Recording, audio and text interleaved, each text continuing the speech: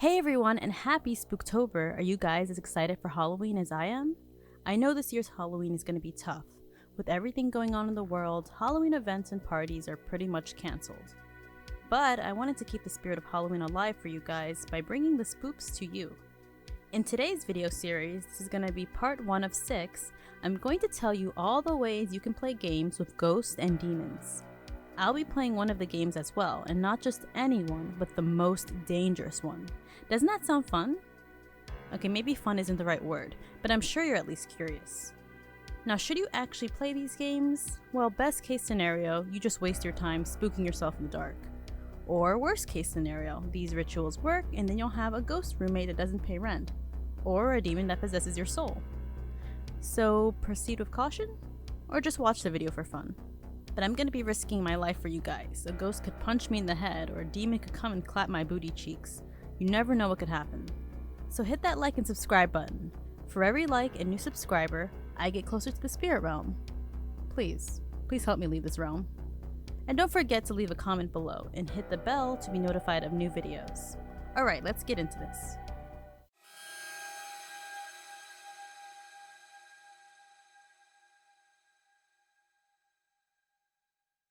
So Halloween is my favorite time of year. You get to dress up in fun costumes, there's free candy, which always tastes better than regular candy. Now, did you ever play with an Ouija board or are you normal? Let me know in the comments below. So if you're like me, not normal, you found a lot of fun with the idea of being able to contact the spirit realm. Unfortunately, if you're also like me, you may not have had as many friends that were excited to do the same, which was my sad fate. I wasn't able to play with the Ouija board as often as I'd like to because my friends were too scared. And also I'm an introvert, so the amount of friends is already pretty limited. For those unfamiliar with the Ouija board, also known as a spirit board, it's a flat board marked with the letters of the alphabet, the numbers 0 through 9, and the words yes, no, and goodbye. It uses a planchette, a small heart-shaped piece of wood or plastic, as a movable indicator to spell out images delivered from the spirit or entity. Participants place their fingers on the planchette and it is moved by the spirit about the board to spell out words.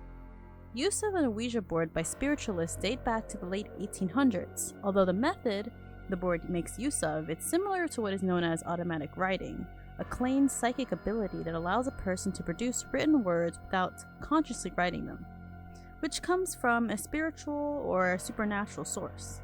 And the earliest recorded history of this dates back to 1100 AD. Using the Ouija board is simple. All you need is the board, a planchette, and preferably one or more additional people to be with you for safety. And it's more fun to be scared with another person, it's just scary being afraid alone. All participants will place 2 fingers lightly on the planchette on the lower center of the board, concentrating on your question and asking it aloud, clearly, and slowly. Most common starting questions are there any spirits that wish to communicate with us? We are open to talking with you. Is there anyone here? And what is your name? There's no end to the type of questions you may ask, but always be respectful, and don't agitate or anger any type of entity.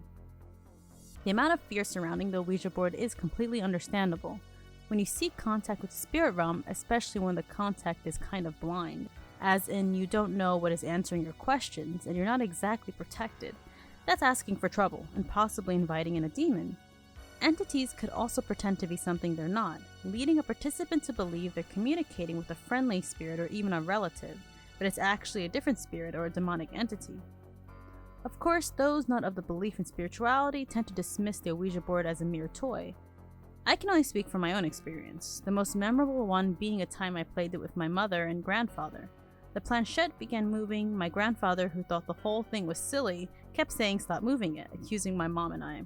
But that was when we lifted all our fingers off the planchette only to see it continue to move to the right and abruptly stopped. Now, could that have been a spirit or a mere coincidence? I'm not sure, but it was pretty creepy. And it did cause my grandfather to jump up, scream, and run into a closet for some reason. It was really funny.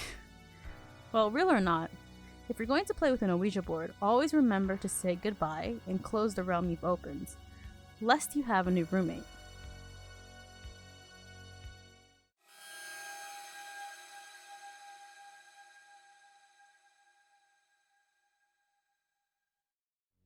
Bloody Mary, Bloody Mary, I'm not gonna finish that. Bloody Mary is one of those Halloween games I was always too afraid to play as a kid. And I'm not sure why, there's just something about being alone in the dark that makes you feel so vulnerable. And I was not about to do that alone, since no one else was gonna do it with me. The legend behind Bloody Mary originates from Queen Mary I, who was the only living child of Henry VIII, and his first wife, Catherine of Aragon. Mary earned the nickname of Bloody Mary when she put many Protestants to death for heresy. To call Bloody Mary, all you have to do is stand in front of a mirror with all the lights off and only a single candle lit. You spin around 3 times and stop. Keeping your eyes closed and facing the mirror, you say aloud, "Bloody Mary, Bloody Mary, Bloody Mary." When you open your eyes, before you will appear the face of a bleeding, sad, screaming woman. Another version states if you say 3 times, "Bloody Mary, I stole your baby," then she'll scratch the hell out of you and leave you bleeding to death.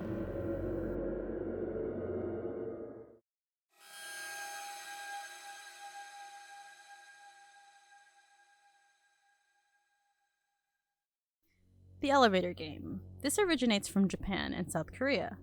You may have heard of it from the Elisa Lam case, the girl who died mysteriously and in the most bizarre circumstances in the infamous Cecil Hotel. Some speculated the elevator CCTV footage captured her playing this game. The purpose of this game is to bring the player to another realm.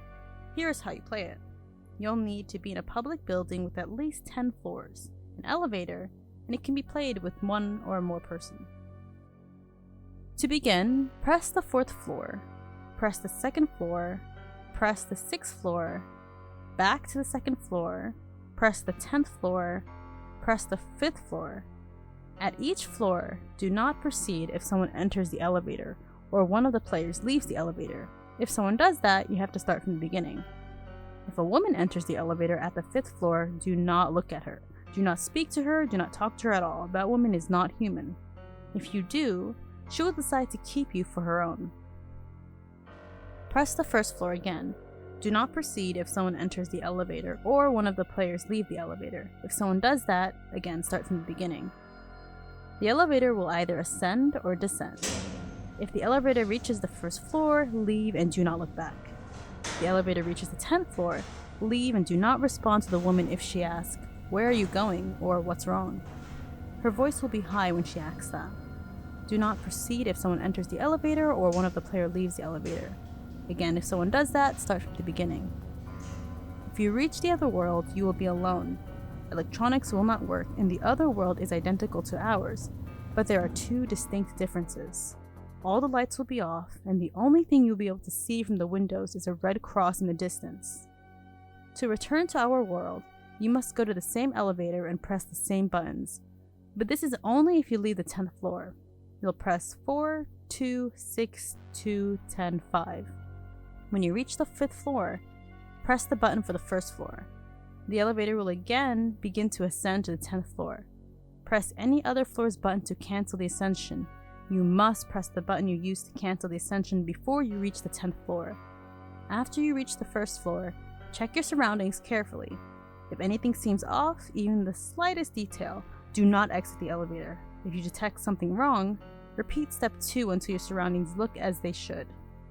Once you are confident you have returned to your own world, you may safely exit the elevator. A few warnings about this game. Getting back to your own world may be more difficult than it seems. You may become disoriented or forget which elevator in which you arrived, and the elevator may seem to get further and further away from you as you walk towards it, and so on. So be vigilant, keep your wits about you. If at any point during the ritual you faint, pass out, or otherwise lose consciousness, you will likely wake up in your own home. However, be sure to carefully examine your surroundings upon waking. The home to which you have been returned may not be the one you left when you first set out to attempt this ritual. You must not, in any case, attempt this too many times. This makes you susceptible to accidentally slipping through the world. If you faint in the other world and find yourself back in your world, be careful. You can be pulled there and back at any given moment. This also happens to people with susceptible souls, people that are sensitive to the metaphysical or other entities. Everything about this game is quite chilling. I don't think I'd ever do it alone or at all, honestly. But let me know if you do in the comments. Well, that's it for the first part of the series. I will be discussing a total of 13 games and playing, again, one of them, the most dangerous one. So keep an eye out for that. And thank you so much for watching and stay spooky, everyone.